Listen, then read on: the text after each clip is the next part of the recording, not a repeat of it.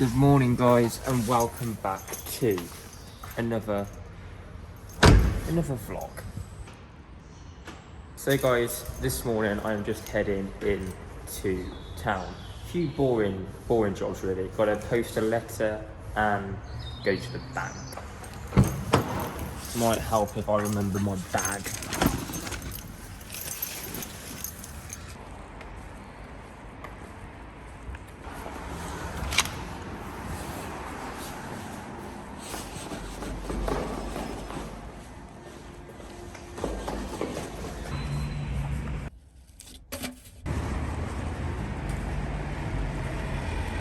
So guys, I'm all back home now and I'm sat in the car still.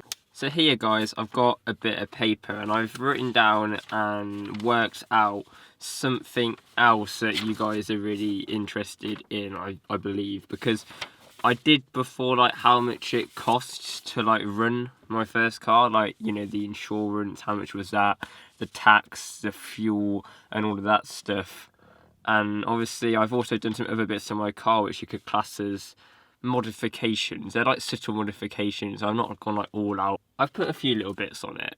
So obviously they have cost me money and how much have they cost me. So I've priced everything up really. And here is how much money I have spent on my Volkswagen Polo. Let's get into it. So guys, I'm going to start off with the more sort of the ones you don't notice as such, and they're the ones that are inside. I mean, they're not really modifications, but if you look at them in different ways, I guess they are. So I've done a few things with the inside of the car. One of those being is I have fitted a Kenwood DAB stereo into the car, which offers Bluetooth, DAB radio and all sorts of bits like that. And also you've got a massive screen display which looks really awesome. I've also upgraded the two front speakers in the car with some JL audio speakers, and then I've also got a sub that needs to go into the car but I haven't yet put it in, so that is a job for the new year.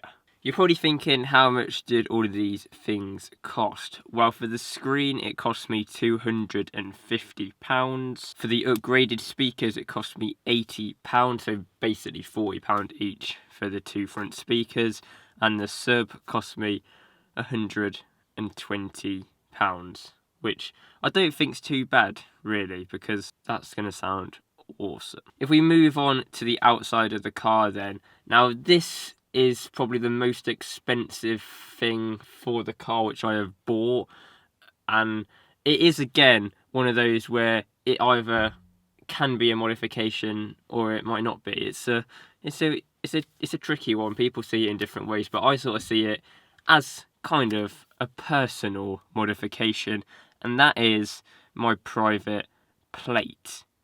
So, are you ready to find out how much I spent to have my initials on my number plate? £499. Yes, I spent about 500 quid for my number plate to have my initials in. So yeah, that is how much anyway it cost me for the actual registration, you know, for me to own that lettering and numbering, whatever you want to call it, for me to own that format.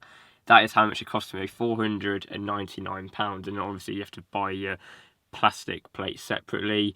A company actually called Plate Factory sent me out some 4D plates which look really awesome, so they didn't cost me anything. And then getting into the actual sort of modifications, the changes I've made to make this car look different on to the car. Now, first of all, I've done a few different things to the car, obviously starting off with smaller mods which you don't really notice that much and they're not that expensive, to a few more higher end modifications where we're sort of doing stuff in terms of the engine and sounds. For example, my exhaust, which you probably all know is loud. But I'll start off with the small mods first, and starting off is the eyelids.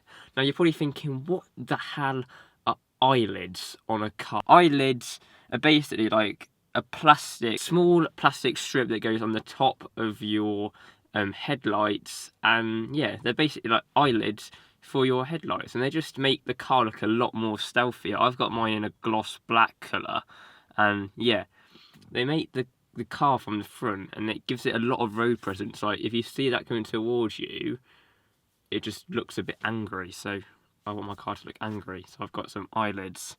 They did actually cost me £25 off eBay. Another modification which I've actually got on the car is these wind deflectors. You can see them right here, and they are really, really awesome. So if you're traveling like on a motorway or a dual carriageway, or just you're out and it's windy and you're going along a road and you've got your window open, you can have your window open and the wind isn't going to blow into your car and give you earache and whatever else wind's going to do. It just doesn't come into your car, so you can let some air into your car and not have the issues of wind, which is really, really awesome. They also act well for like rain, so like if you need to let a bit of air in your car and it's raining, you can have your window open just a little bit and it's not going to let any rain in because the wind deflectors are covering them. And they cost me £30. Another modification which I did to my car, and this was one of the first ones I did, like I think I did this in like a week of getting the car, is I actually changed the badges. The original badges for this car were silver.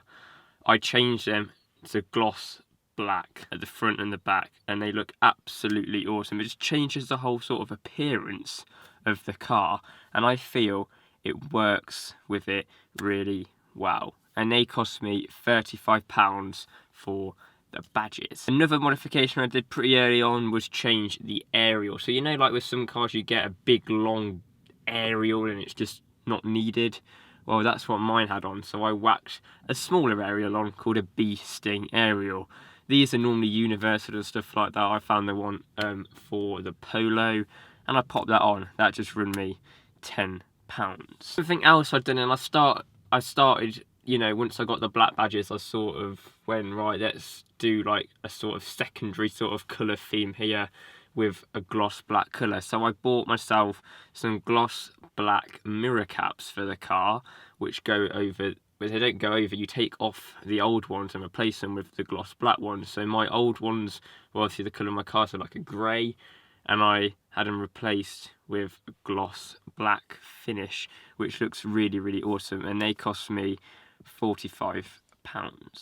And if we move on a bit lower down to the car, the wheels of the car, so I've actually had the calipers sprayed in a red colour, which looks really, really nice. They stand out and it just makes the car look a lot more sort of sportier in a way with having coloured calipers, and they just stand out, which I just like that look of the red calipers. It looks really, really awesome, and they just cost me £15 for the paint to actually be able to spray the calipers red. And then another sort of modification which has been done to the car, now this was done sort of prior to me getting it, and then I've had it done again.